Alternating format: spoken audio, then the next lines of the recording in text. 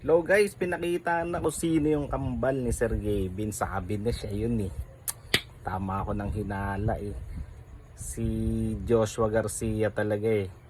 Tignan nyo dun sa page ng ng Aqua Plus. Nandun pinost na nila ngayon. Parang mga 2 hours ago pa lang. O kaya ito, panoorin nyo yung clip. Yaan ay kakambal ko.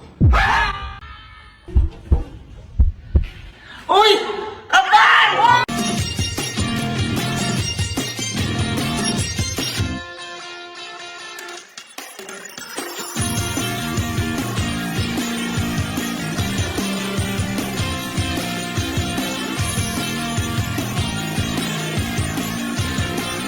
Guys, panoorin nyo na lang ng buo dun sa page ng Aqua Plus Philippines.